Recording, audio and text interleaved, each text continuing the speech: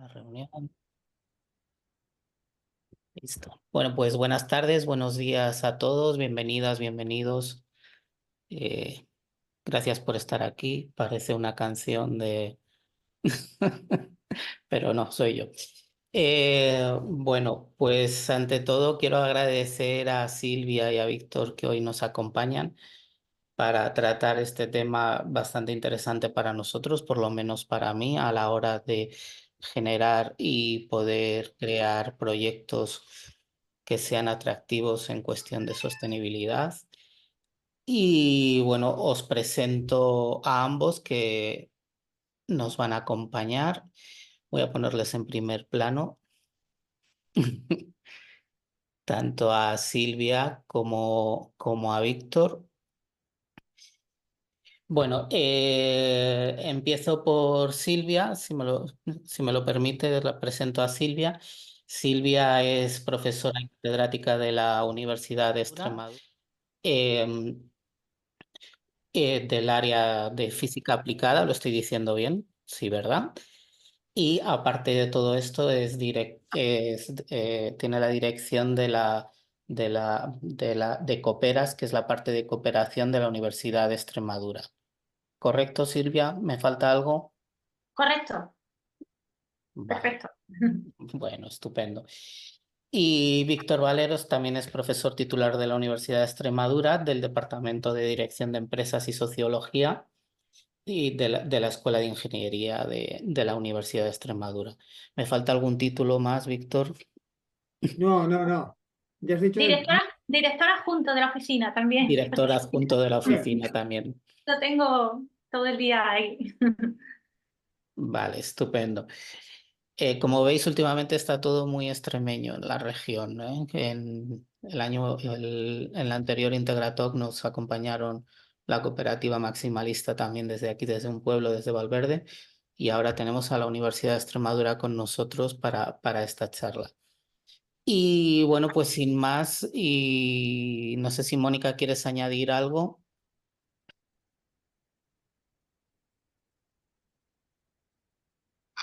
No te oímos, Mónica. Eso es que no quieres añadir nada. Entonces le voy a ceder.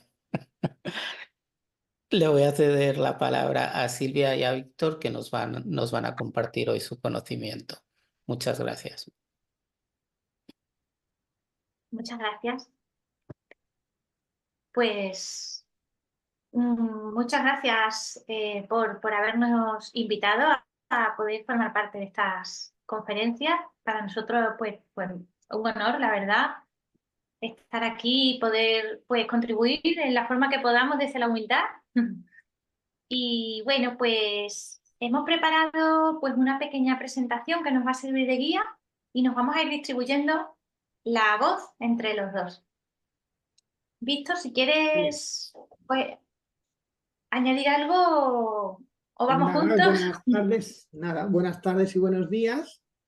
Evidentemente de los dos yo soy Víctor y, y a Silvia encantados. Yo creo que estamos los dos encantados, encantadas de estar aquí esta tarde y bueno, pues vamos, si empezamos ya directamente un poco a hablar sobre un poco cómo empezar a vertebrar aspectos de sostenibilidad en algunos proyectos, sobre todo en proyectos sociales, ¿no? Que es un poco de lo que veníamos a hablar un poco. El punto de partida que nos planteábamos es que, bueno, evidentemente todo esto de la sostenibilidad tiene sentido dentro de un poco de lo que es la situación actual.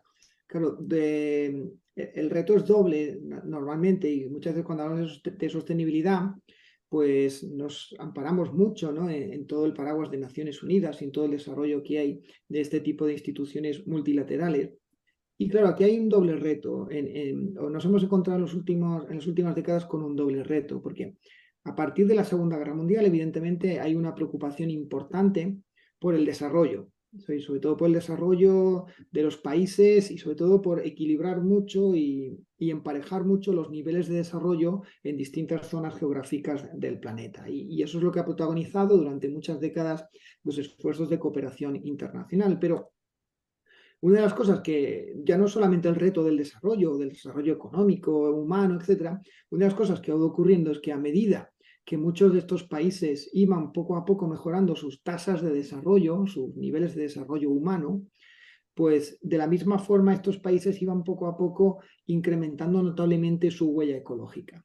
Por lo tanto, iba creciendo el desarrollo a la par que también iba creciendo el impacto negativo que estas sociedades estaban generando sobre el planeta, sobre el medio ambiente. Entonces, realmente, pues claro, en esta gráfica que tenemos aquí, esto es un poco la curvatura que los estados han ido poco a poco, y en cierta medida un poco en mimetismo, ¿no? Con los estados del norte desarrollando, ¿no? Y a bajas tasas de desarrollo hemos ido poco a poco creciendo hacia altas tasas de impacto o de huella ecológica. Y esto hace que, evidentemente, junto al crecimiento de la población mundial, pues los recursos del planeta en términos medios o en términos per cápita se estén reduciendo. Ya ni tan siquiera podemos disponer de los mismos recursos que había en 1960 por cada habitante, en primer lugar porque cada habitante genera un impacto cada vez mayor y en segundo lugar porque cada vez hay más habitantes.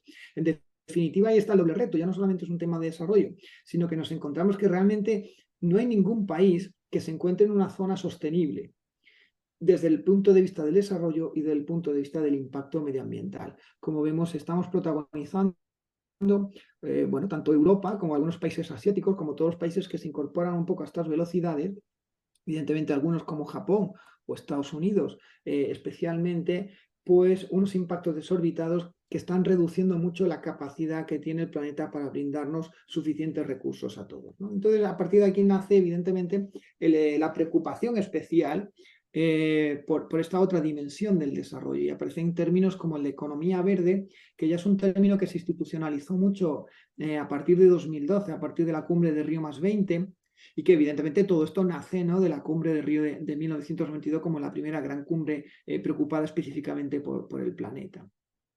Y aparece este término que ya se conocía desde los años 90, junto a otros, y sobre todo junto a otro que es el de desarrollo sostenible, que es otro gran término que apareció también por primera vez en los 80 en un informe, ¿no?, en el informe Brundtland, donde ya aparece esa definición de que el desarrollo sostenible es aquel desarrollo que nos permite satisfacer las necesidades actuales sin comprometer las futuras. En definitiva, bueno, hablar de economía verde, hablar de desarrollo sostenible, hasta qué punto son iguales o no, pues, bueno, pues para mí todo esto es una cierta guerra de términos perversos, porque en definitiva todas estas narrativas comprenden siempre muchas fugas y comprenden al final una reflexión sobre si realmente estamos en la correcta línea. Incluso la propia definición de desarrollo sostenible ya parte de un aspecto complicado, que es que el desarrollo sostenible es un modelo de desarrollo. Y claro, ya nos plantearíamos qué modelo de desarrollo estamos planteándonos, estamos potenciando, y evidentemente o fundamentalmente pues nos encontramos con que la mayor parte de las instituciones y la mayor parte de los organismos promueven el desarrollo puramente económico, ¿no?, lo cual ya es una reducción bastante compleja de todo esto. El desarrollo económico sí que es quizás muchas veces el principal causante del problema medioambiental, con lo cual es muy difícil casar que ese desarrollo realmente no pueda dejar de comprometer las necesidades futuras. Y aparecían los términos como de desarrollo humano, etcétera, que intentan en cierta medida ampliar el concepto reduccionista, ¿no?, del desarrollo económico, de las tasas de crecimiento de un PIB o de las tasas de crecimiento de empleo o de inversión en ciertos sectores como indicadores de mejora del bienestar de las poblaciones.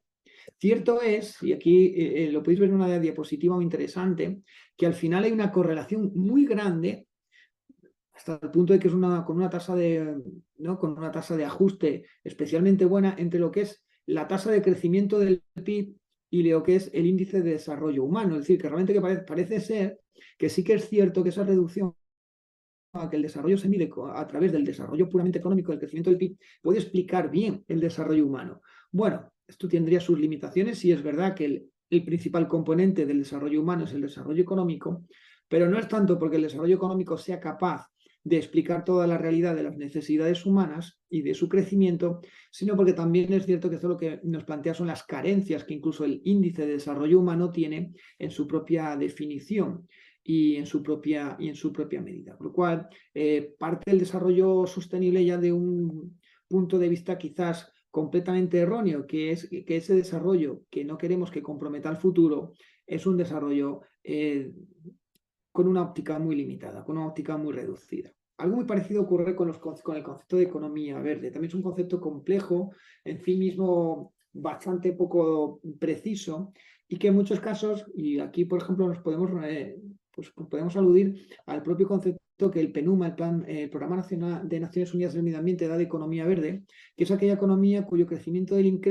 los ingresos y del empleo, bueno, pues está conducido a través de políticas que intenten reducir las emisiones, la contaminación, pero ya no estamos hablando de crecimientos de ingresos y del empleo, ¿no? Es decir, al final sí que sí tiene una visión muy reduccionista desde una perspectiva dominante económica de lo que es todo el problema del medio ambiente. Evidentemente, una economía, un modelo económico que intente fomentar un equilibrio, ¿no? con nuestro planeta, con nuestro entorno, pues no puede basarse en unos pilares tan básicos como los crecimientos de los ingresos o de los empleos. Entonces, esto genera al final, pues que todo esto se vea de una forma muy reduccionista, no solo porque lo veamos desde el punto de vista económico, sino porque muchas veces cuando nos planteamos las decisiones y los ámbitos de elección dentro de la economía verde, pues nos encontramos con que todo lo reducimos a un equilibrio entre las ventajas de ciertas políticas y los costes que conlleva emplearlas. Es evidente que toda decisión conlleva una serie de elementos positivos y negativos y por lo tanto exige una evaluación, pero reducirlo todo a un mero equilibrio entre ingresos y costes es a todas luces una forma muy, muy simplista y sobre todo muy, muy estrecha de valorar y de evaluar las políticas y las acciones medioambientales, porque en definitiva nos llevaría a una mercantilización de las soluciones que pueden llevar a mejorar o a reducir los impactos sobre el planeta.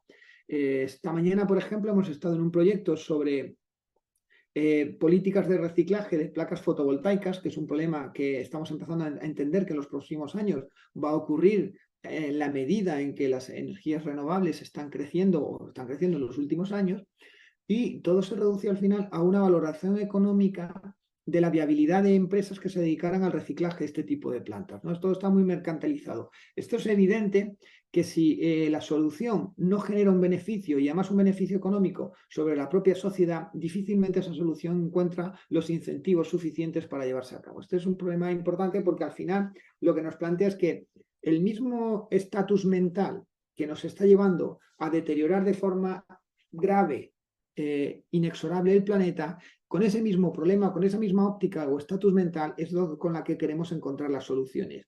Con lo cual, pues nos encontramos en una situación un poco perversa. Y aunque el PNUMA a veces incluso nos plantee otras formas de hablar de bienestar, todo eso, cuando los propios, este es el informe de Hacia una economía verde estratificada, cuando el propio PNUMA nos quiere vender la importancia de la sostenibilidad y de la apuesta por la economía verde, pues nos muestra gráficas donde se ven las tasas de crecimiento del PIB o la mejora en los empleos que ciertos sectores relacionados con la ecología podrían llegar a tener, ¿no? Es decir, que al final no dejamos de seguir hablando el mismo lenguaje.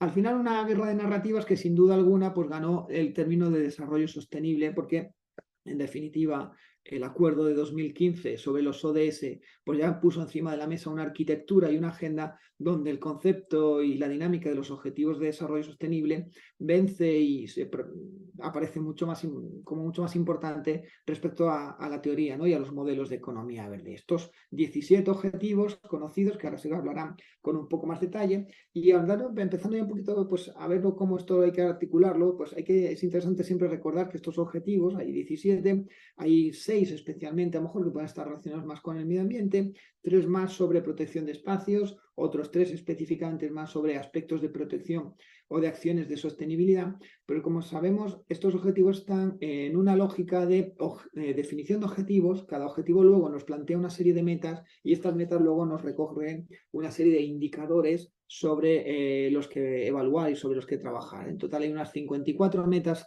medioambientales entre los ODS y unos 74 indicadores que evaluar. Y claro, la primera recomendación es que para que un proyecto se enmarque dentro de la sostenibilidad, si nos asumimos los principios de alineación que al final emanan de este tipo de instituciones, es decir, que todos tenemos que ir convergiendo hacia una serie de políticas comunes que nos tienen que guiar en nuestras agendas, pues lo suyo evidentemente es que tengamos muy claros estos objetivos, tengamos muy claro cuáles son las metas que estos objetivos nos proponen y que nuestros proyectos se alineen, se encardinen con la consecución de estos indicadores. Porque en nuestra opinión yo creo que es la mejor forma de evaluar el desarrollo sostenible y de trabajar sobre él. Porque esto nos permite herramientas de evaluación realmente muy interesantes quizá no completas, nunca exentas de críticas, pero muy interesantes para poder ver realmente avances sobre nuestras líneas de base, ¿no? Aquí se pueden ver, por ejemplo, gráficas de evaluación, tanto para América Latina como para España, de cómo están desarrollándose los distintos indicadores de los ODS, ¿no? Como podemos ver, independientemente de todo esto, esto lo que nos permite es una evaluación objetiva, si bien incluso pues en muchos casos una evaluación no demasiado favorable, ¿no? No vamos a entrar en detalle, pero como puede observarse hay una gran cantidad de indicadores que están lejos de poderse alcanzar o de los que no existen ni tan siquiera datos para medir su evaluación. Incluso en el caso de España, para los indicadores específicamente más, o los ODS más relacionados con medio ambiente, pues a 2022, es decir, pues mucho más allá del ecuador de los ODS, hay muy pocas perspectivas de cumplimiento de muchos de esos indicadores. ¿Sí? Estamos bastante lejos y tocará ya en 2030 hacer una evaluación de todo ello. ¿Cómo trabajar los proyectos? Bueno, pues en definitiva hay muchas formas. Aquí os presentamos pues, un informe de Ecoembes en el que recogía un análisis de las más de 7.500 medidas sobre ecodiseños y ecoactuación en productos en España. Y se puede ver que, bueno, pues una parte muy importante de lo que se trabaja en proyectos está más relacionado con la reciclabilidad de los envases o incorporar materiales reciclados, reducir el peso o los grosores de determinados envases o determinados productos para que generen menos consumos de materia prima o rediseñar nuestros productos. En definitiva, una serie de políticas que es en torno a lo mejor entre el 60 y 70% del total está y que están más relacionadas con la economía circular y otras más específicas como puede ser reducción de consumos, eficiencias energéticas, implantación de renovables, que quizás ya podemos relacionar más con la otra gran dimensión de lo que sería el trabajo en proyectos renovables sostenibles, que sería las reducciones de nuestras huellas ecológicas y nuestras huellas de carbono, que es un poco ahora lo que vamos a seguir viendo un poco y que esto ya Silvia va a tratar en mayor profundidad. Corto y cambio, Silvia. Muchas gracias, Víctor. Sigo, ¿se me escucha bien? Sí, ¿verdad? Sí, sí. Sí. Sí, sí, muy Pues bien. entonces, siguiendo en la línea del discurso que llevábamos, pues bueno, parece que cada vez escuchamos más el adjetivo sostenibilidad, se nos mezclan, ¿no? Sostenibilidad, medio ambiente, cambio climático, crisis climática. Es cierto que ha sido una importancia creciente la que se ha dado al tema medioambiental en los proyectos en general, en los proyectos de cooperación en particular, pero no es tampoco algo nuevo. Ya desde el año 87, ya mencionaba Víctor, algunos de estos hitos, ¿no? Pues tenemos el informe de Nuestro Futuro Común, en el que ya se abordaban que en el año 87 ya se estaban percibiendo las consecuencias de la forma de vivir que tenemos los seres humanos sobre el planeta. Ya se estaba viendo que se comprometerían nuestras necesidades futuras si no se cambiaba el paradigma en el que nos movemos. La conferencia de Río, el protocolo de Kioto, donde ya los países industrializados ya se comprometen a disminuir sus gases de efecto invernadero. Y entonces empiezan ya a mezclarse conceptos relacionados todos con el medio ambiente, algunos relacionados con la calidad del agua, con la viabilidad de poder vivir bajo ciertos márgenes de temperatura, el cambio climático, cómo afecta los gases que estamos produciendo en actividades como mismamente la climatización de nuestras viviendas a la capa de ozono, cómo esto tiene su repercusión a su vez en la capacidad del planeta de disipar energía. Empezamos a ver que estamos contaminando el aire, el mar, las aguas, y además las temperaturas del planeta ponen en peligro la biodiversidad. Y bueno, se empiezan a incluir ya planes políticos que implican un cambio en las actividades. Tenemos el conocido Acuerdo de París, a la vez en el año 2015 los ODS, y seguidamente en el año 2019 hay otro hito, el Gran Pacto Mundial, en el cual directamente se aborda cómo las corporaciones deberían seguir una serie de directrices, en total 10 grandes metas también para trabajar en sostenibilidad, no solo ambiental, aquí hablan de sostenibilidad en su amplia extensión. Y en definitiva, a lo largo de este recorrido, a lo largo de estos años, son más y más las exigencias y se nos exige a las organizaciones cumplir pues, ciertos requisitos en lo que tiene que ver con medio ambiente. No siempre se nos explica cómo hacerlo, ¿no? Entonces, bueno, pues podemos pasar a diapositiva. Dentro de este paradigma, pues nos encontramos con diferentes conceptos, como indicaba mi compañero. La huella ecológica es un concepto amplio donde podemos incluir el impacto respecto al planeta en general. Y dentro de la huella ecológica, que podría considerar diferentes aspectos, la huella hídrica, la huella en materiales, la huella en suelo y la huella de carbono, no, me voy a centrar yo a continuación en lo que es la huella de carbono, o lo que es las emisiones de CO2. Vamos a abordar qué son las emisiones de CO2, por qué están tanto ahora mismo en la sociedad ya, y cómo están modificando la forma de relacionarnos, incluso desde el punto de vista de los mercados, las organizaciones, los países entre sí, hasta el punto en el que se están vendiendo y comprando derechos de emisiones, ¿no? Las emisiones de CO2, pues bueno, desde un punto de vista técnico, las emisiones de CO2 se refieren a la cantidad de CO2 que emana a la atmósfera debido a una actividad en concreto. Esa emisión puede ser directa, es decir, puede venir simplemente de la quema de un combustible y puede estar relacionada con la molécula CO2 en la gran mayoría de las ocasiones, pero las emisiones de CO2 no solo se refieren al CO2, se refieren también a otros gases que también generan efecto invernadero. Es un concepto general. ¿Por qué tendría que preocuparnos las emisiones de CO2 en el momento en el que diseñamos un proyecto o en el momento que estamos gestionando cómo funciona una entidad? O en nuestro día a día, con nuestros hábitos diarios, ¿no? Las emisiones de CO2, como decía, como definición, el CO2 es la molécula que se libera cuando hay una combustión, es el punto de vista químico, pero las emisiones de CO2 están incluidas en cualquier acto que nosotros hacemos desde el punto de vista de que las acciones que consumen electricidad están vinculadas al CO2, en tanto que está vinculada al CO2 la energía de la que parte o de la que se obtiene esa electricidad. Pero también están incluidas en cualquier bien que estamos utilizando o en la forma en la que gestionamos cualquier actividad en relación con la procedencia de un material o en relación con el modo en el que fue también este material fabricado. Por eso, en realidad hay como muchísimas maneras de disminuir nuestra huella de CO2. ¿Por qué como entidad nos podría interesar calcular las emisiones de CO2 de nuestra empresa?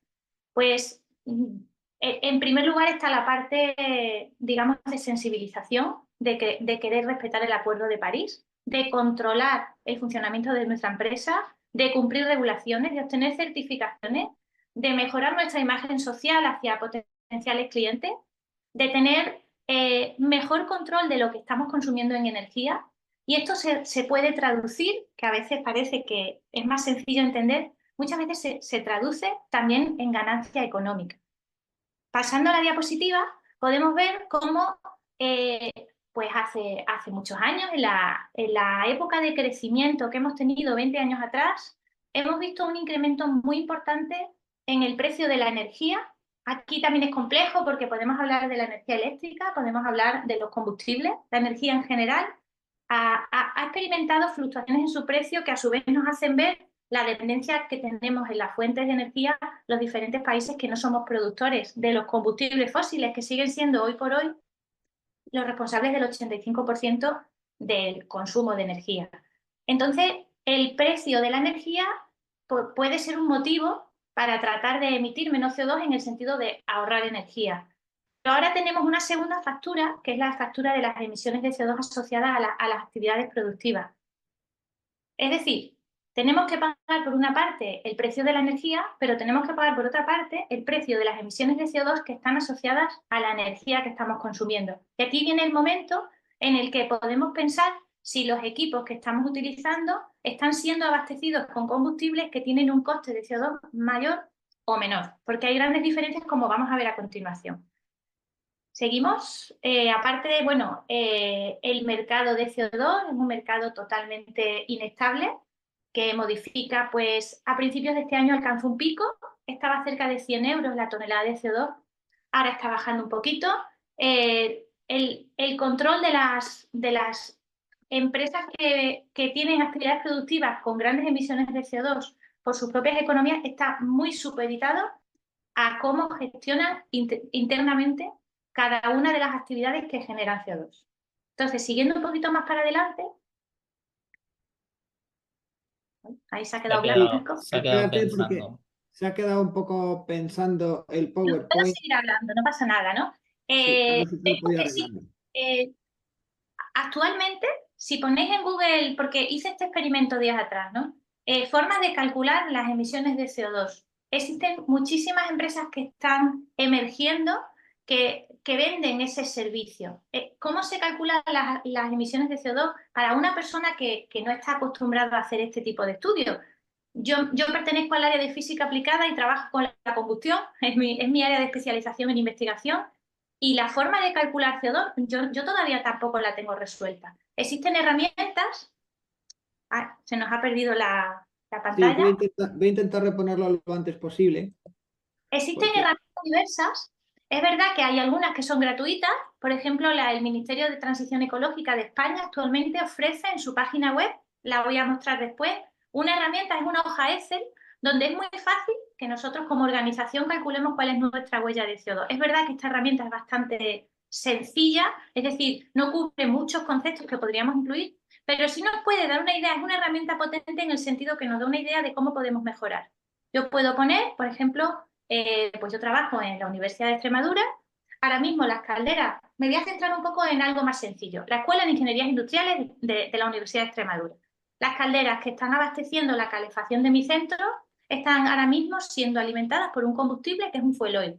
El fuel oil, cuando se quema, genera una emisión de CO2 que es mucho, mucho, mucho más elevada, pero os digo 20 veces más que la que se generaría si yo estuviese utilizando gas natural. O sea, no es lo que pago por el calor, es lo que pago por la emisión que está asociada al combustible que estoy utilizando. Eso es una forma muy rápida de hacer un cálculo. Yo puedo ver la repercusión que tiene una pequeña acción. También podría plantearme en mi centro, en la Escuela de Ingenierías Industriales, en esa misma hoja Excel que ofrece la página del Ministerio de Transición Ecológica de España, podría plantearme si los vehículos asociados a la actividad de mi empresa están utilizando también un combustible u otro combustible. Es que es increíble la diferencia que hay, porque emisiones de CO2 suena a CO2, claro, pero emisiones de CO2 implica otras muchas cosas. También implica emisiones de nitrógeno, por ejemplo. Basta cambiar el combustible que está alimentando a los vehículos para ver cómo se aumenta ese número. Esta hoja Excel te permite ir sumando conceptos y al final obtener el dato de emisiones de CO2 al año. Y así con cada una de las actividades. Volviendo un poquito a lo que podría ser la presentación, me gustaría contextualizar el importante papel que tiene todo lo que hay alrededor de la huella de carbono en los ODS. Empezamos hablando de que tenemos ahora mismo vigente una Agenda 2030. En nuestros proyectos sería interesante que aludamos a las metas y a los indicadores de cada uno de los ODS para poder justificar que nuestros proyectos pues son sostenibles desde el punto de vista medioambiental, que es el que ahora mismo estaríamos trabajando, porque otros tipos de sostenibilidad, pues ahí no las pongo yo en duda. Entonces existen en la Agenda 2030, existen varios ODS que directamente están relacionados con las emisiones de CO2. Tenemos ahí, bueno, pues por ejemplo, tenemos pues en los ODS 7, el ODS 9, el ODS 11, que son algunos de los que iré trabajando a continuación, pues se hablan directamente, el ODS 7 es el clásico ODS de la energía, que defiende que las fuentes de energía que utilicemos pues deberían no tener un impacto importante en el medio ambiente. Fuentes de energía renovables, alternativas a los combustibles fósiles. Y es muy curioso, en este caso me gusta siempre profundizar un poco, porque las metas de los ODS aluden, si las leéis, aluden muy específicamente al aporte que tendría que haber de renovables en la producción de electricidad. Está habiendo una transformación muy grande en el sector de las renovables. Tradicionalmente, energías renovables como la hidráulica ha sido de las que estaban, digamos, en la cabeza de las renovables. En los últimos años, la fotovoltaica ha experimentado un aumento impresionante. Entonces, antes Víctor hacía un interesante comentario. Tiene menos emisiones de CO2 la fotovoltaica, obviamente, que quizá la hidráulica, que implica una digamos, una megaconstrucción más grande, todo el tema de los materiales, el hormigón, etcétera, etcétera. Pero luego hay otras huellas. El problema con muchos ODS que han centrado la atención específicamente en la huella del CO2. ¿Cuál será la huella de los materiales asociada al parque fotovoltaico mundial, que está creciendo de forma exagerada? Ahora mismo, por ejemplo, en España tenemos ya comunidades autónomas que en algunas horas del día abastecen su electricidad al 100% solamente con la energía renovable. Y de esta, la que está a la cabeza ahora mismo es la fotovoltaica, que ha desbancado incluso a la eólica. Entonces, bueno, pues tenemos el ODS 7 que aborda la energía, pero luego tenemos, por ejemplo, el ODS 9 que habla de que deberíamos tener infraestructuras resilientes y también adaptadas al cambio climático. Una infraestructura resiliente. Esta palabra también está muy de moda, la resiliencia en personas, en procesos y también en infraestructuras. Significa que nuestras carreteras, nuestros sistemas de saneamiento, nuestros sistemas de abastecimiento de Internet, que lo comentábamos antes, todas las infraestructuras que nos generan energía eléctrica estable deberían ser resilientes a las consecuencias que está teniendo el cambio climático, pues a todos estos fenómenos adversos meteorológicos que están ocurriendo. Ese es el ODS 9, que aborda directamente también el enfoque de las energías renovables. Luego tenemos, por ejemplo, también ODS relacionado con consumo responsable, con origen renovable de los productos que utilizamos, pero a la vez ese ODS de consumo responsable también menciona que deberíamos hacer un consumo mayor, pero para que crezca la economía, pero ese consumo mayor amparado en acciones de innovación para que la huella medioambiental sea menor. Aquí hay varias cosas que se contradicen entre sí. Hablaba anteriormente mi compañero Víctor del crecimiento, ese concepto de crecimiento tan reducido en el que se habla todo el rato de crecimiento como mayor consumo, como Producto Interior Bruto.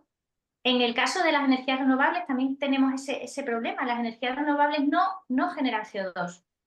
Un parque eólico no genera CO2, una instalación fotovoltaica no genera CO2, pero es verdad que hasta que se pone en funcionamiento y lo que conlleva después el desmantelamiento de estas instalaciones, ahí también se genera mucho CO2 o mucho impacto, ¿vale?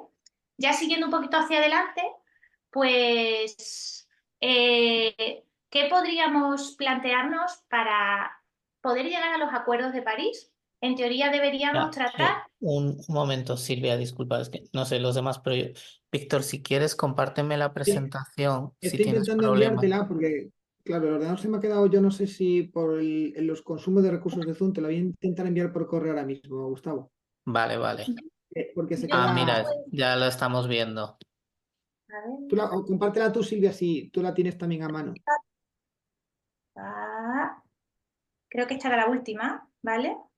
Estábamos hablando, yo comentaba las consecuencias, estábamos en los ODS, habíamos hablado del ODS 7, habíamos hablado de la mayor, aplastante realidad de que el consumo de energías renovables para producir electricidad está siendo absolutamente intenso en los países más desarrollados, también en los menos, pero también estábamos comentando si ese Producto Interior Bruto como indicador de crecimiento pues sería lo más adecuado, cuando parece bastante difícil si no se está conteniendo otros parámetros relacionados con la huella ecológica más allá del CO2. Habíamos hablado también del ODS 9, relacionado con las infraestructuras resilientes, y en el ODS 11, que era de estos el que me quedaba por comentar, junto con el 13 que aborda directamente el cambio climático, en este ODS, fijaros que se defiende desde el principio, cuando uno está leyendo detenidamente las metas de este ODS, se defiende y aquí pues también tendríamos que comentar, ¿no? Se defiende la realidad de que en el año 2050 la población urbana, 7 de cada 10 personas vivirán en grandes ciudades, ¿no? Se defienden las grandes ciudades como los motores de crecimiento económico. Y tal cual, no defendiendo que debiésemos trabajar sobre este problema, sí defiende el ODS 11 que entonces tendremos que trabajar sobre la forma en la que estas ciudades van a seguir creciendo de forma descontrolada. Habrá que suministrar en los barrios que crecen de forma rápida un acceso a la energía estable, seguro, saneamiento, también tema de gestión de residuos, etcétera. Cosa que si no se hace, pues por supuesto está generando desigualdad. Hablando del consumo responsable, también en la Agenda 2030 se compara el crecimiento de los países con la cantidad de bienes materiales que se consumen. Es verdad que se aborda también la necesidad de reducir algunos desechos, se pone el foco especialmente en los desechos de alimentos y el reciclaje. Y ya, volviendo otra vez con el tema del CO2, llegamos a que en el ODS 13, que abarca directamente las acciones que deberían hacerse para combatir el cambio climático, bueno, se define que estamos en crecimiento de la concentración de la atmósfera en CO2, que el pico será alcanzado en 2050 y que después, con las medidas que se deberían tomar, deberíamos ir reduciendo la concentración de la atmósfera en CO2 hasta que, digamos, el aumento definido siempre con respecto a la etapa preindustrial fuese cero. Para ello, las diferentes naciones pues crean diversas iniciativas. Tenemos el Pacto Verde Europeo, por ejemplo. Tenemos los datos de que no se cumplirá, de que será imposible, pero también tenemos datos, y este informe de Naciones Unidas es de enero del 2024, de que, sabiendo ya que no se cumplirá, la capacidad de adaptabilidad de las naciones es muy insuficiente. Entonces, por ello, es necesario desde las naciones crear planes de energía y clima que directamente estén incidiendo sobre medidas que mejoren esta situación desde el inicio, desde un menor consumo de energía. Para esto tendremos que hacer instalaciones que tengan menos fugas energéticas, instalaciones más eficientes y teniendo menos consumo de energía, que la que se consuma provenga de energías renovables. Entonces, llegando a este punto, contextualizado el estado en el que tenemos que tratar de incorporar indicadores que demuestren que la huella ecológica de las acciones que llevamos a cabo en nuestras organizaciones debe ser menor, sería un indicador positivo. Hemos disminuido esta huella, hemos disminuido las emisiones de CO2, pues nosotros a continuación vamos a poner algunos ejemplos. Antes de eso, quería indicar, como he dicho antes, tenemos una herramienta que puede ser interesante y desde este momento, si alguien tiene más interés, pues podríamos, vamos, mis datos los podemos facilitar. Existe una herramienta en la página del Ministerio para la Transición Ecológica y el Reto Demográfico, donde se parte de la premisa de que la huella de carbono de algo, una actividad, un consumo de energía, un material que estoy utilizando y puede venir de más cerca o de más lejos, estará relacionada con el tipo, si es una fuente de energía, con el tipo de fuente de energía y con el consumo que yo hago de ella. Son productos. Este tipo de fuente de energía, estoy utilizando esta cantidad, pues estos megavatios horas después de un año, y por ser este tipo de energía, por ser este tipo de gasóleo y no este otro tipo, o gas natural, o carbón, o biomasa, entonces el factor por el que multiplico el consumo es muy, muy, muy diferente. Ya digo, hay diferencias de 20. Entonces, claro, como es un factor multiplicador, el resultado final en una hoja Excel es que cambia muchísimo. He puesto aquí, pues, como ejemplo, también, pues, por ejemplo, hay diversas páginas web que gratuitamente te hacen una estimación. Aquí tenéis una de ellas. Además, es interesante porque te van mostrando diferentes escenarios. Luego encontré una especie de ruleta. Esto es como algo sensibilizador para hacer tranquilamente, pues se puede hacer como un juego, porque parte de la labor social de una organización también puede ser, pues, la formación entre sus empleados de pequeñas acciones que modifican al final hábitos pequeños, pero tienen una repercusión importante.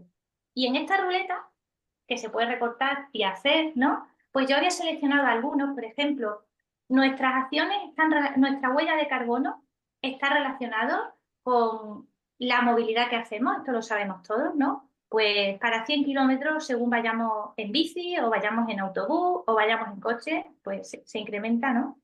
Hasta 4 veces entre un transporte público. También hay diversas cosas que habría que analizar aquí, como qué tipo de combustible tiene este coche. Otra es, por ejemplo, la gran repercusión que tiene trabajar con un sistema de calefacción o de refrigeración al cual se le somete a mayor estrés térmico, es decir, una mayor diferencia de temperatura entre el interior y el exterior. Una modificación de 2 grados tiene una repercusión enorme, como podéis ver aquí. Y igualmente, otra serie de medidas que podemos hablar ahora cuando hagamos el caso práctico. En esta calculadora se habla de 2 tipos de emisiones. Fundamentalmente lo titulan alcance 1 y alcance 2.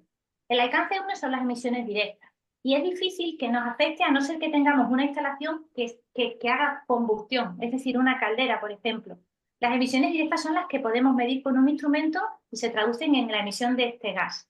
De este gas, que es CO2, pero hay otros más. El metano tiene un gran efecto invernadero también. Esas son directas, entonces afectan a alguien que las esté emitiendo. Una industria que en su actividad productiva tenga que generar calor, o si tenemos un edificio donde la calefacción sea suministrada mediante la combustión de un combustible. Aquí no serviría, por ejemplo, pues una instalación de calefacción en la que tenemos radiadores eléctricos. En ese caso, vamos al alcance 2, que son emisiones indirectas. Yo no las emito directamente, porque yo no estoy quemando nada, pero yo estoy pagando una energía en cuyo proceso productivo se genera una cantidad de CO2 equivalente. Y ahí, si yo estoy comprando energía o abasteciéndome de energía renovable, eso vale 0. En cuanto a la emisión, yo pago la factura de electricidad, esa sí la pago, ¿no?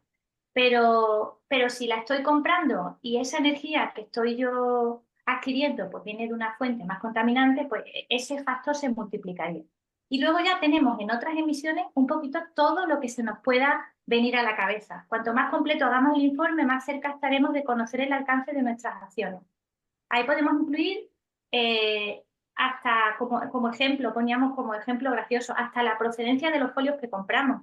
Si los hacen aquí cerquita o si los tenemos que traer de lejos. Es decir, ahí empezamos a multiplicar factores de emisión que tienen asociadas los materiales que estamos produciendo o las acciones que hacen nuestros trabajadores y nuestras trabajadoras, etc.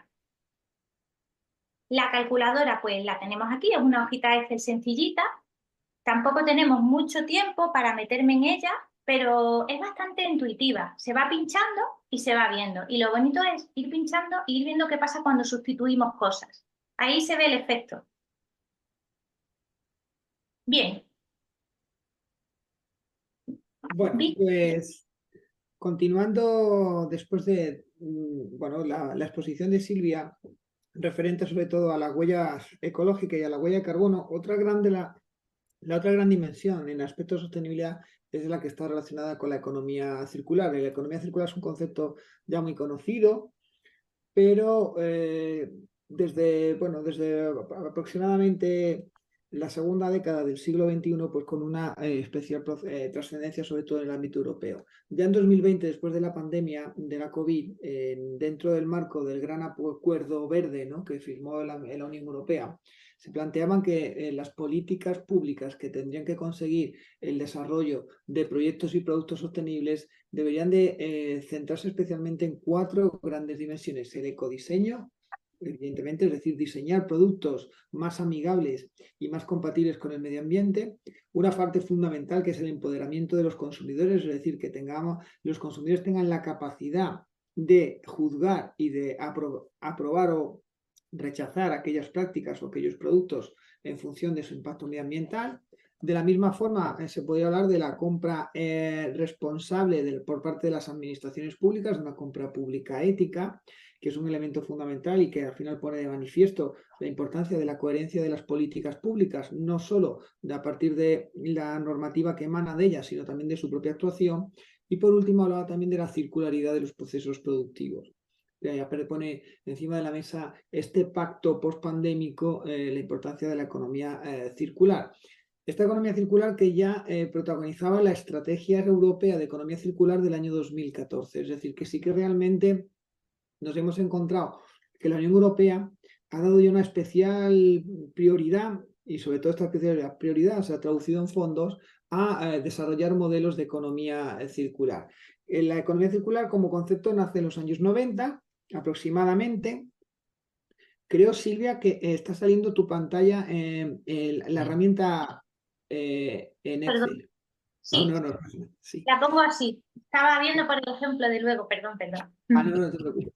Bueno, pues el modelo de economía circular, que en definitiva, pues que nos habla de un nuevo modelo económico, un nuevo modelo de producción y consumo, que basado en una serie de nuevas estrategias, sobre todo tiene como principal objetivo la reducción importante de los residuos que genera. Por lo tanto, hay muchas formas de plantearnos los modelos de economía circular o este salto que, como pasa Silvia en la siguiente diapositiva, este salto de modelos lineales a modelos circulares, donde lo que se va a intentar siempre es, en la medida de lo posible, reducir el número de nuevos materiales que son necesarios incorporar a los procesos productivos. Para ello, evidentemente, un aspecto fundamental, que es el que da nombre a la propia circularidad, es el de reutilizar y reincorporar a los procesos de facturación o a los procesos productivos todos los elementos fuera de uso, todos los elementos después de su vida útil del modelo. Por lo tanto, alargar la vida útil. Dentro del concepto de economía circular aparecen elementos importantes como los análisis de los ciclos de vida de los productos y cómo podemos, a través de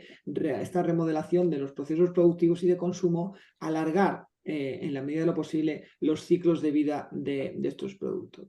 En definitiva, pasa, si quieres, Silvia, estos modelos circulares, estos modelos que nos plantean en cierta medida reducir el impacto a través de una menor utilización de nuevos recursos o por lo tanto un mejor aprovechamiento de los recursos ya empleados, pues nos llevan un montón de estrategias, algunas de las cuales pues, son bastante intuitivas, ¿no? Todas las estrategias que están relacionadas con la reutilización, el reciclaje, la recuperación, la refabricación de elementos, pues evidentemente están en el sentido propio de lo que es la circularidad, pero en definitiva, ni tan siquiera creo yo que sean las estrategias más importantes dentro del ámbito de la economía circular, porque nunca hay que perder de vista que el objetivo de la economía circular no es únicamente la reducción de vertidos, ¿no? Que ya de por sí es un objetivo importante, sino que su objetivo principal es la reducción de nuevos materiales y de nuevos elementos que tengamos que extraer de la naturaleza para utilizar a los procesos. Así que probablemente el ecodiseño o el diseño de productos que necesiten un menor nivel de recursos o de consumos para su fabricación estaría también dentro de la circularidad, como cualquier tipo de estrategia, por complicado que a veces le pueda parecer a algunas entidades, cualquier tipo de estrategia dirigida a reducir los consumos de la población también estaría dentro del concepto de economía circular. Evidentemente, no solo es, por tanto, un ámbito, como aparece en la siguiente diapositiva, tan reconocido como las R's de recuperar, de reciclar, de reproducir, reparar, reutilizar, etc. Porque, en mi opinión, incluso pues comentaría que de todo lo que es el concepto de economía circular, más allá de lo que intuitivamente podemos entender, la R de reducir es quizá la más importante de todas. Quizás también la menos desarrollada de todas, porque si al final, y ahí lo tenéis en azul, vemos las estrategias de economía circular que principalmente se están llevando a cabo,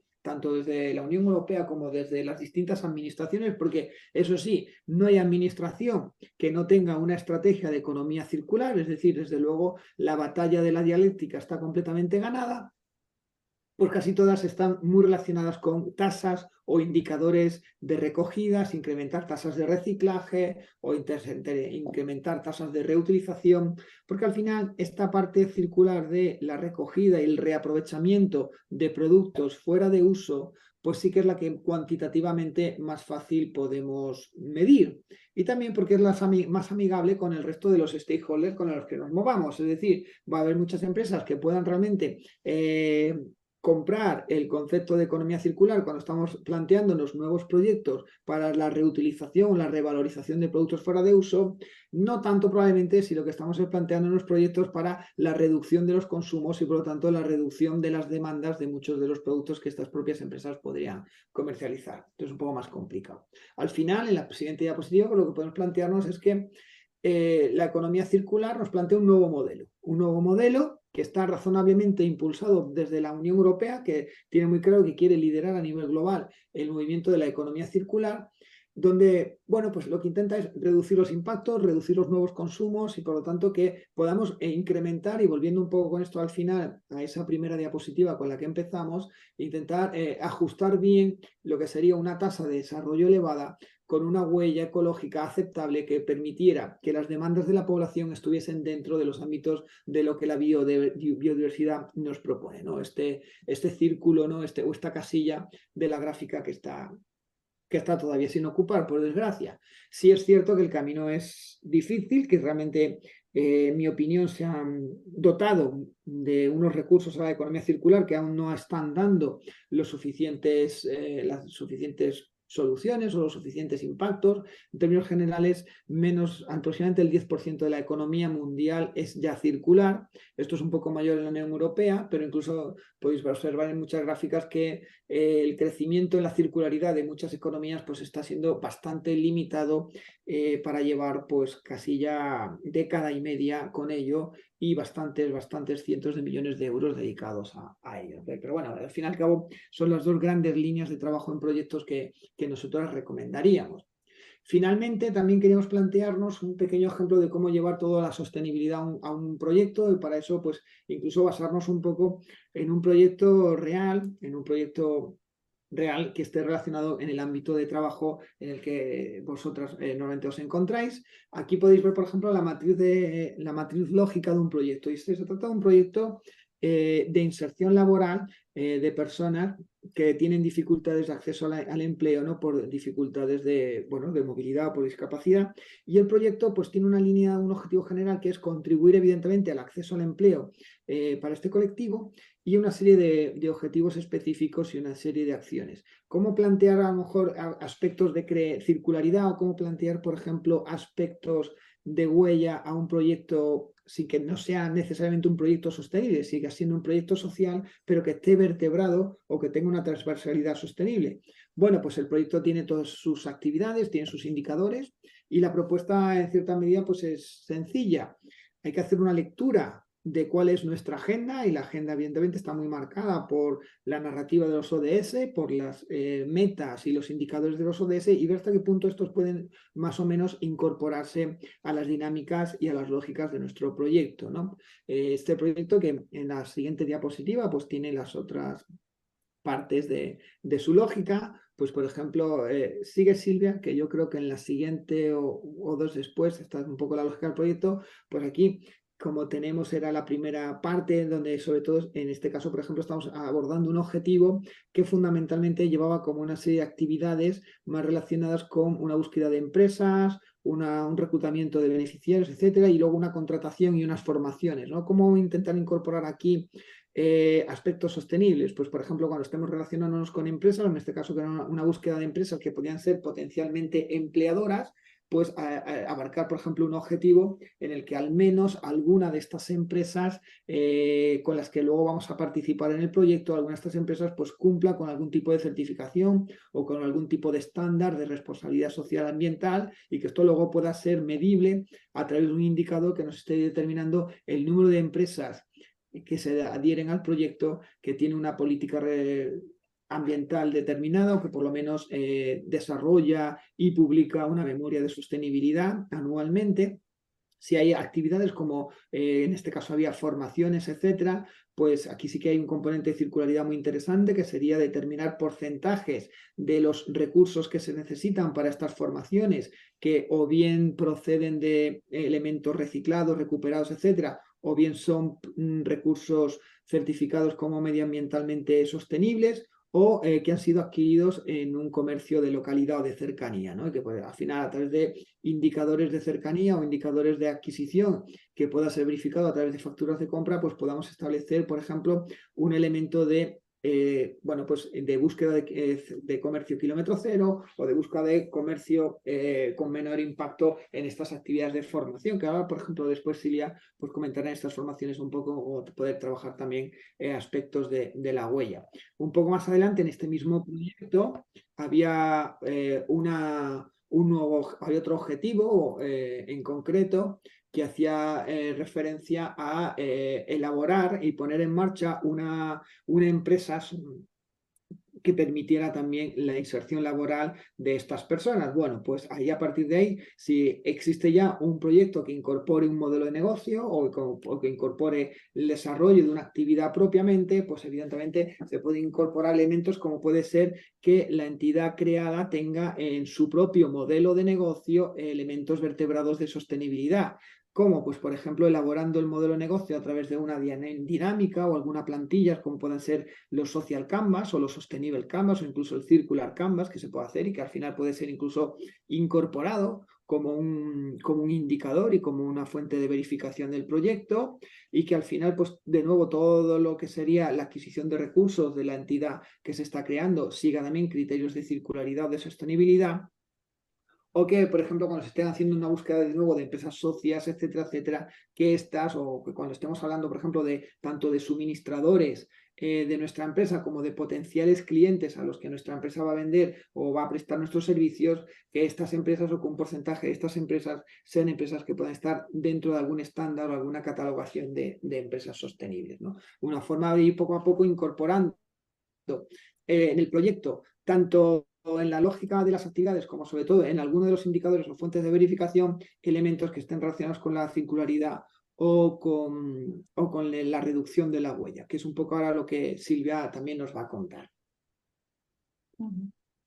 Pues siguiendo con la reducción de la huella y bueno, sin salirme de esta misma diapositiva, claro, aquí tendríamos que ver si, por ejemplo, en el caso de este proyecto, se pudiese tener algo de capacidad de maniobra, por ejemplo, en la modificación de las instalaciones que hay en referencia al abastecimiento de energía, la fuente de la que viene la electricidad que se está adquiriendo. Eso serían grandes cosas, ¿no? Que no siempre se pueden controlar. Pero sin irnos más lejos, en la estrategia de sostenibilidad podemos trabajar en la huella de CO2, por ejemplo, haciendo que el personal participe en actividades sociales de carácter medioambiental, pues, por ejemplo, plantación de árboles, ¿eh? Se ve como una acción que podríamos disminuir al cómputo anual la huella de CO2, digamos, como tal, ¿no? De la empresa. Otras acciones, pues, están relacionadas con el consumo. Si podemos disminuir el consumo, estamos trabajando mucho en el cómputo total de huellas de CO2.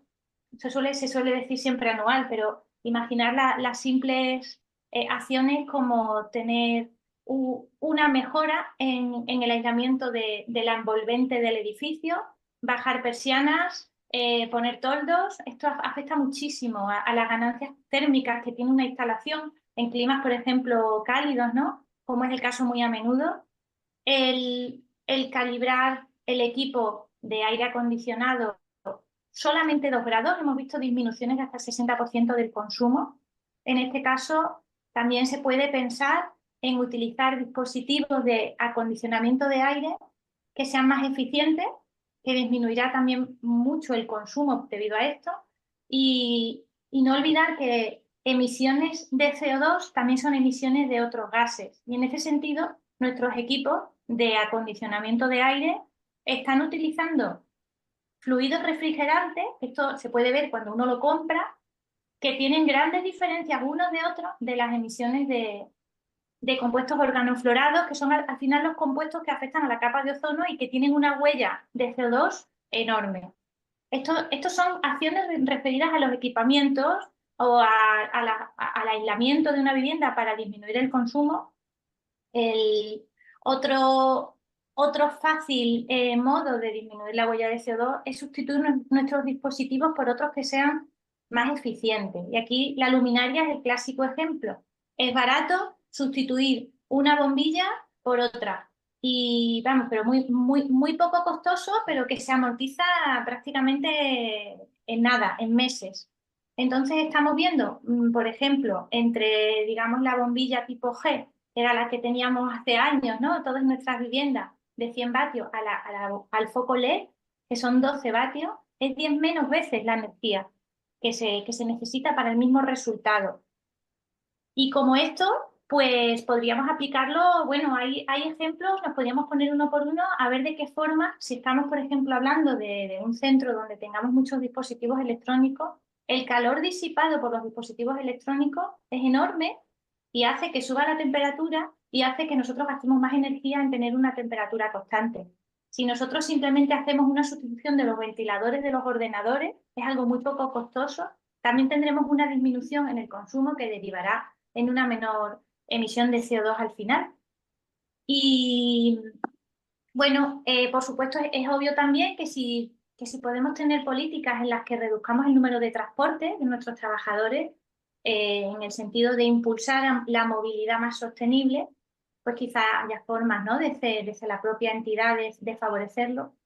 O si, por ejemplo, vamos a tener una jornada continuada donde el almuerzo se realiza en la empresa, pues ahí también podemos mejorar las emisiones de CO2 si buscamos productos de proximidad. La emisión de CO2 asociada a un alimento está relacionada de forma muy importante con la procedencia que tiene este alimento.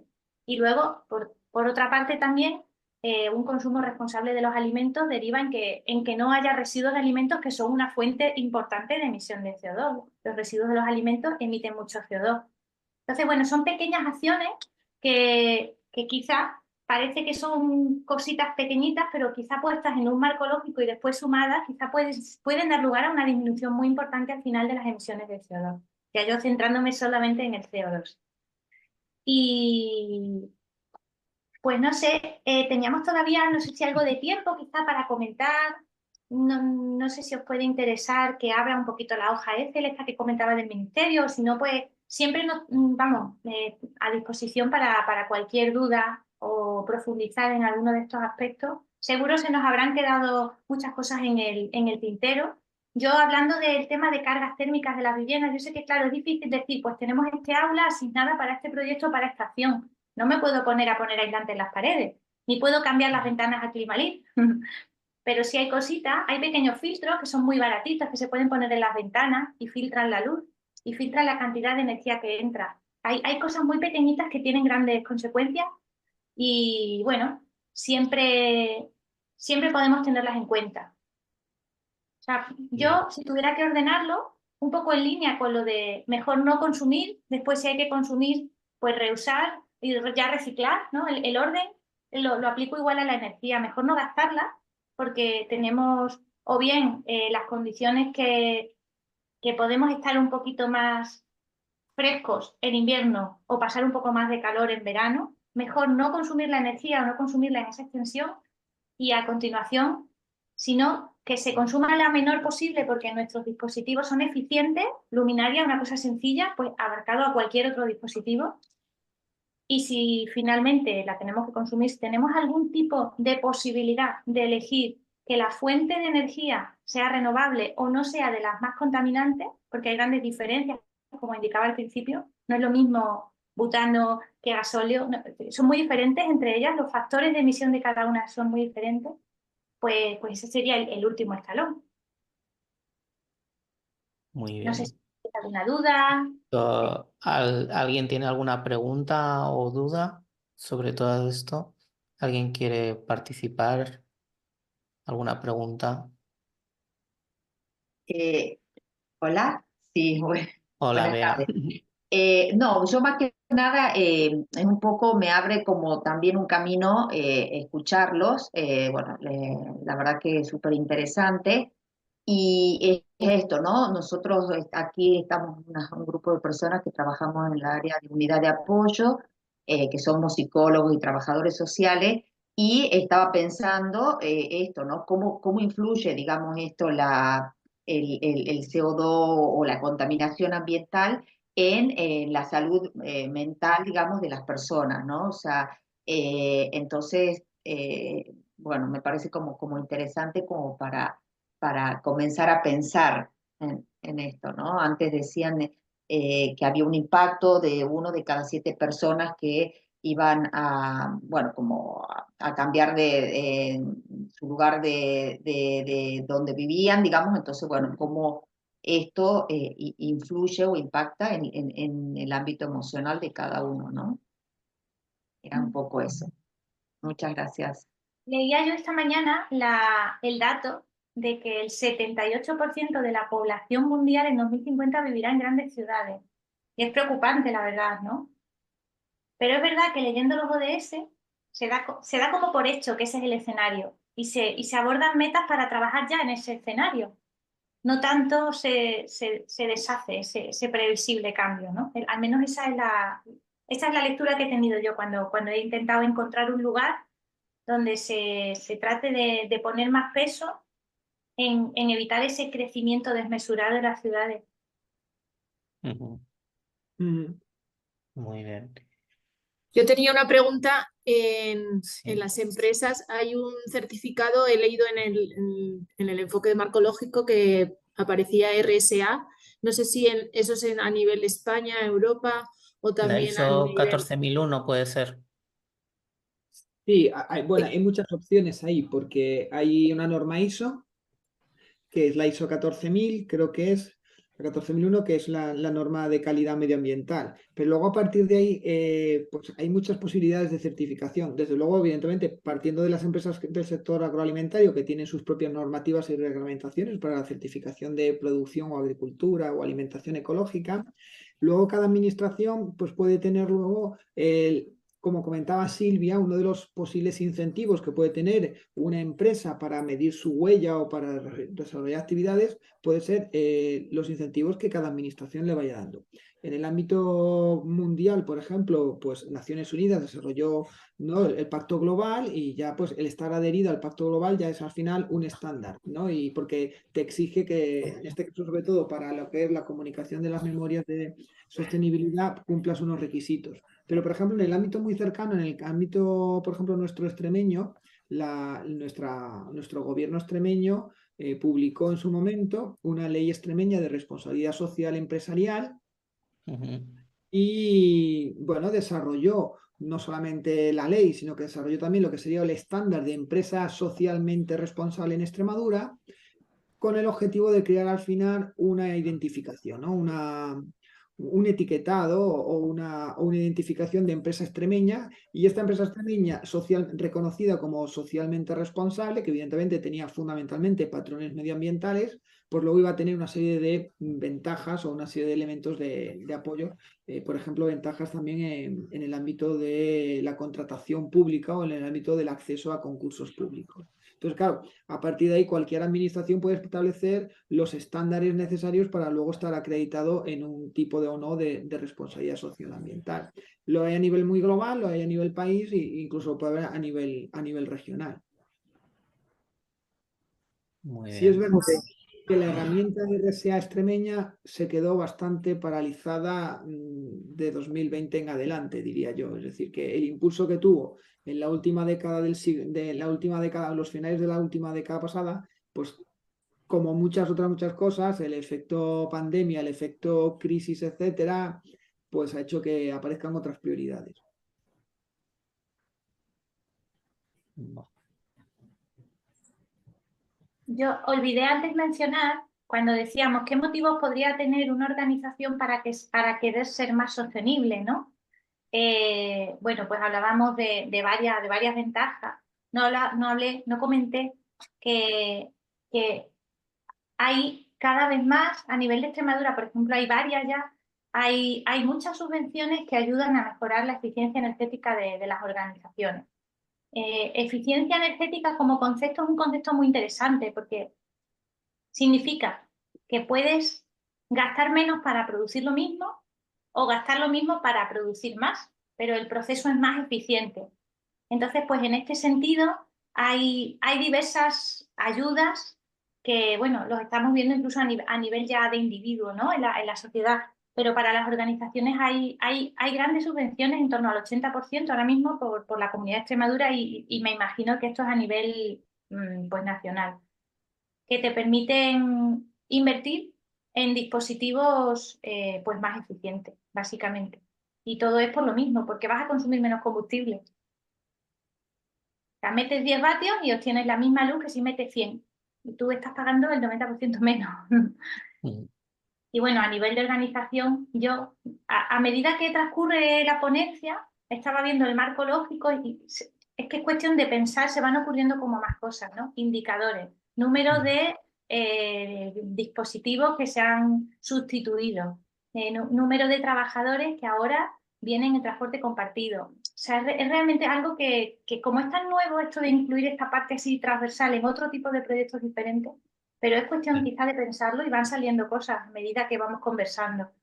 Porque una pregunta para, por ejemplo, a la hora de hacer un marco lógico y presentar un proyecto, ¿recomendáis que todo el tema de sostenibilidad esté en todos los apartados de los objetivos del proyecto o hacer un objetivo aparte sostenible que puedas agregar, que sea más transversal, entiendo, ¿no? O Sí. todo a la vez.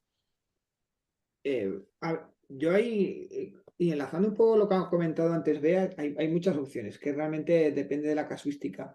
Ella comentaba, por ejemplo, una cosa muy interesante y es que en un proyecto que inicialmente pues, era un proyecto de salud mental, encuentras una causa raíz relacionadas con el medio ambiente que te puede llevar luego a que, como bien dice Gustavo, en un futuro proyecto para trabajar salud mental aparezca un objetivo específico y por lo tanto una línea propia que trabaje la relación entre el medio ambiente y la salud mental, o puedes ver realmente luego cómo incorporar en muchas de tus acciones concretas indicadores o objetivos específicos, ¿no? Acciones que tengan algo de sostenibilidad. En este sentido, muchas veces también es que el incorporar la sostenibilidad te puede dar nuevas dimensiones para el proyecto, incluso nuevas líneas para el proyecto. Nosotros aquí, Ujú, yo por ejemplo, estamos trabajando en proyectos que tienen en principio eh, nada que ver con la sostenibilidad, proyectos sobre todo de crecimiento de la participación ciudadana y proyectos, por ejemplo, para crear comunidades participantes en barrios, etcétera, etcétera, pero hemos descubierto, también es verdad que hemos descubierto un poco pues, al hilo de que las administraciones te llevan por el camino de los ODS, pues hemos descubierto que trabajar en estas comunidades o trabajar en estos barrios, trabajar de manera compartida y cooperativa aspectos medioambientales es mucho más fuerte que trabajar en otros aspectos. Y hemos desarrollado proyectos dentro del ámbito medioambiental, pero lo que buscan son acciones que las propias comunidades estén llevando a cabo para pues bueno, reducir el impacto de su actividad o mejorar un poco el aspecto medioambiental del barrio dentro de este objetivo, por ejemplo, de ciudades sostenibles. Y se nos ha ocurrido una línea de sostenibilidad para trabajar un aspecto que inicialmente no es medio ambiente, ¿no? Como es el desarrollo cooperativo. Bien, en mi opinión, es mucho más fácil comenzar encontrando pequeños indicadores en los proyectos más comunes y luego ver si esto realmente luego te lleva a, como ya dices, una línea propia o incluso un proyecto propio que aborde como causa raíz el impacto medioambiental en otra dinámica, en otra problemática que no tiene por qué ujú. ser necesariamente medioambiental o de medio ambiente. Sí, vale, vale, sí. O Yo sea, A mí también me bien. parece más sencillo irlo desgranando, Mm, pero es verdad que depende del enfoque que se le quiera dar. Pero yo de entrada, para un proyecto que el fin último no es la sostenibilidad, sino que es algo, es otro proyecto dirigido pues a otro ámbito, a mí me parece más sencillo incluirlo de forma transversal. sí. Creo que es casi espontáneo, ¿no? Que va saliendo Mm, y mm, sí, sí, yo también lo veo y lo comparto.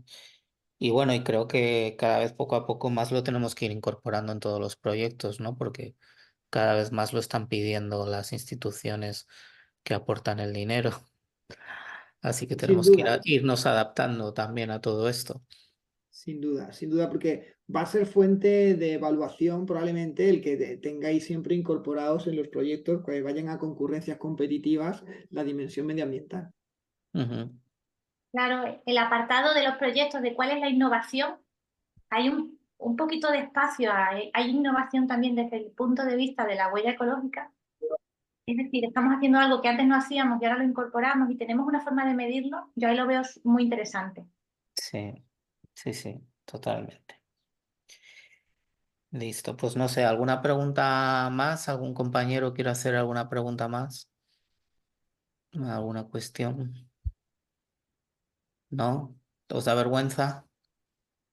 Vale. Silvia, Víctor, no sé si queréis agregar algo más vosotros a esto, a esta charla, o ya Pues yo habéis hablado bastante. solamente, Ah, me bueno, primero gustaría- pedir disculpas por la interferencia técnica que ha habido, ¿no? Que el ordenador me ha dejado ahí un poco No pasa medio nada, flipado. estamos acostumbrados aquí, siempre Aquí pasa había. algo.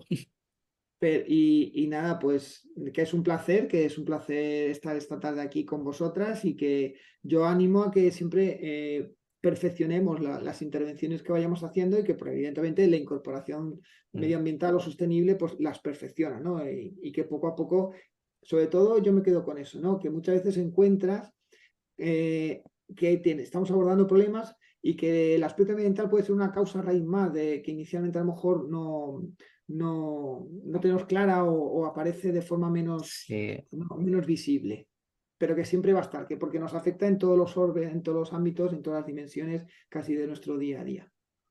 pues sí.